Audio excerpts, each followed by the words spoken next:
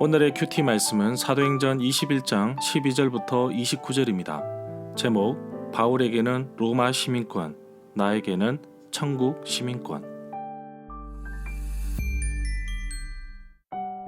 먼저 앞뒤 문맥을 살펴보겠습니다.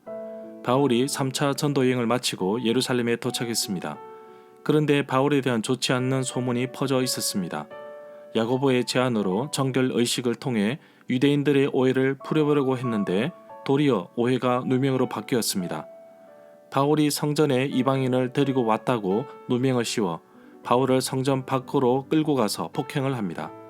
이에 로마 군인은 폭동 사태를 인지하고 천부장이 바울을 체포하면서 폭행으로부터 바울을 구출했습니다. 천부장 역시 바울을 애굽에서 폭동을 일으킨 테러범 주동자로 보았는데 바울은 이를 변호하고 변명하기 위하여 천부장에게 연설의 기회를 얻습니다. 바울은 사도행전 9장에서 예수님을 만난 그 사건을 기억하며 유대인들에게 히브리 말로 증언하고 있습니다. 계속해서 바울은 자신이 부름을 받은 사명에 대해 언급하고 있습니다. 유대인들은 계속해서 바울을 죽이려고 합니다. 그런 가운데 천부장은 바울을 따로 불러 신문을 하는데 바울이 로마 시민이라는 것을 알게 됩니다. 문단을 나눠보겠습니다. 12절부터 21절은 바울의 사명, 22절부터 29절은 바울의 로마 시민권. 12절에 보면 다메섹에 사는 아나니아도 주님께서 환상 중에 불러서 바울을 찾아가라는 환상을 보게 됩니다. 이 내용은 사도행전 9장 10절에 나옵니다. 아나니아는 모세 율법을 따라 사는 경건한 사람이었고 그곳에 사는 유대인들로부터 칭찬, 존경받는 사람이었습니다. 13절에 보면 아나니아가 바울을 찾아와서 안수한 후에 예수님께서 자신을 바울에게 보낸 말을 전한 뒤에 사울의 눈에서 비늘 같은 것이 벗겨져 다시 보게 되었다고 말하고 있습니다. 나에게 찾아와 곁에 서서 사울 형제여 눈을 뜨시오 라고 나에게 말했습니다. 그 순간 나는 시력이 회복되어 그를 쳐다보았습니다 라고 바울이 말하고 있습니다.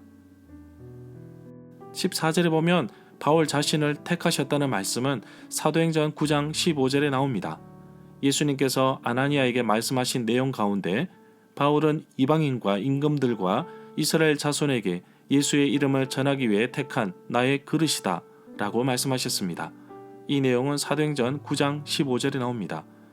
동일한 내용은 사도행전 26장 16절에서 바울은 또다시 말하고 있습니다. 이처럼 바울이 우리 조상들의 하나님이라는 표현을 사용한 것은 바울을 죽이려고 달려드는 유대인들을 대상으로 말하기 때문에 이러한 표현을 사용하였습니다. 14절 9절에서 의인은 바로 예수 그리스도로 보고 있습니다. 15절에 보면 아나니아는 사울이 예수님을 위하여 모든 사람에게 예수님을 위하여 보고 들은 것을 증언하는 사람이 될 것이라고 하였습니다. 사도행전 23장 11절에서 소요 사태가 일어난 가운데 주님은 바울에게 말씀하십니다. 담대하라, 내가 예루살렘에서 나의 일을 증언한 것 같이 로마에서도 증언하여야 하리라. 이제 바울은 예루살렘을 넘어서 로마까지 가게 됩니다. 바울이 증언할 것은 바로 부활하신 예수 그리스도를 증언하는 것입니다. 16절부터 17절에 보면 아나니아의 권유로 사울은 세례를 받았고 그 후에 사울이 예루살렘으로 돌아와 성전뜰에서 기도하고 있는 도중에 환상을 보게 되었다고 바울은 모여든 유대인들에게 연설하고 있습니다. 실제로 사도행전 9장 26절에서 사울이 예루살렘에 가서 제자들과 사귀자고 하였지만 다들 두려워하여 바울이 제자된 것, 즉 예수를 믿게 된 것을 믿지 아니하였습니다.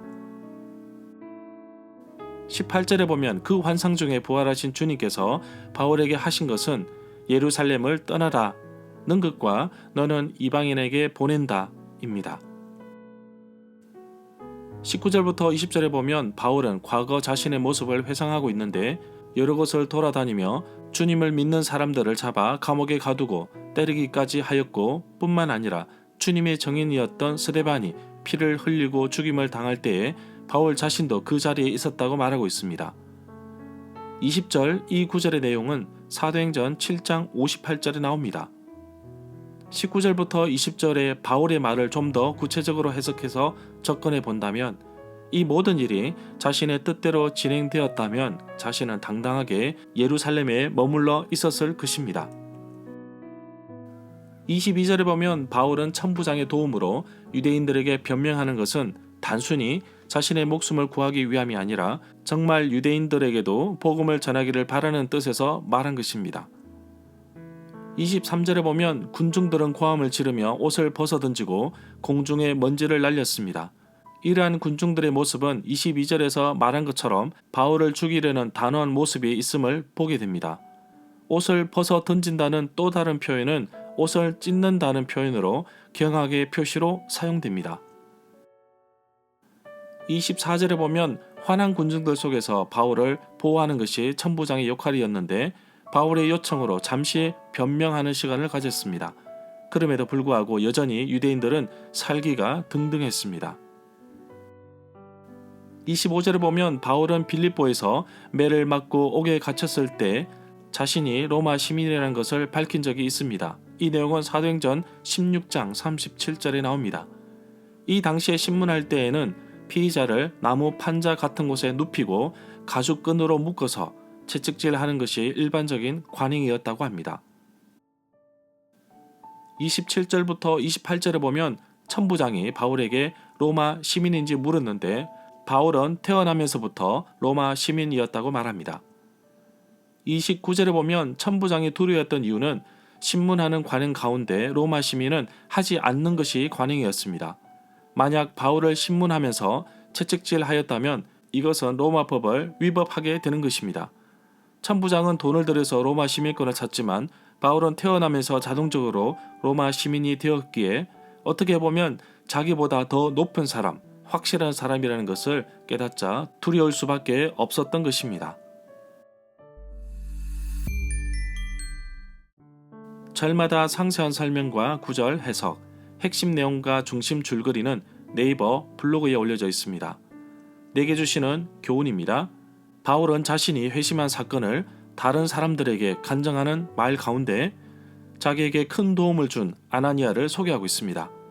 바울이 다메섹으로 오고 있다는 소문은 아나니아에게도 두려움의 대상이었습니다. 그러나 환상을 통하여 바울이 이방인을 위한 주의 그릇이라는 것을 알고 용기를 내어 바울을 만납니다. 하나님은 사람을 통해 일하십니다. 또한 사람을 통해 한 영혼을 하나님께로 인도하도록 길을 여셨습니다. 그래서 우리가 부지런히 사람을 만나고 복음을 전하고 기도하며 도전하기 때문입니다. 바울이 정말 힘들고 어렵고 그리고 두렵고 떨릴 때 주님은 항상 환상을 통하여 바울을 만나 주셨습니다. 바울을 택하셨던 하나님께서 오늘도 나를 택하셔서 그리스도로서 승리하며 살아가도록 만들고 계십니다. 많은 사람들이 하나님의 부름을 받지만 그렇다고 모두가 다 쓰임을 받지는 않습니다. 또한 쓰임을 받아도 각자의 그릇에 따라 다릅니다. 하나님은 그 뜻을 이루시기 위해 사람을 사용하시고 그 사람이 가진 기질과 성격과 환경을 사용하십니다. 하나님은 바울이 가진 로마 시민권을 통해 또한 일하셨습니다. 우리는 이렇게 좋은 환경으로 바뀌어지기를 바라고 있습니다. 어떨 때는 내 환경이 나아지면, 좋아지면 그때 가서 주의 일을 하겠습니다 라고 말하지만 분명한 것은 하나님은 환경이 바뀌어지는 것보다 나 자신이 바뀌어지는 것을 더 원하고 계시다는 사실입니다. 오늘도 환경에 탓하지 말고 환경을 초월하며 주님이 원하시는 삶을 삽시다. 그리고 우리는 바울이 가진 로마 시민권보다도 더 소중한 천국의 시민권을 가지고 있다는 사실도 꼭 기억하며 살아가기를 간절히 소망합니다.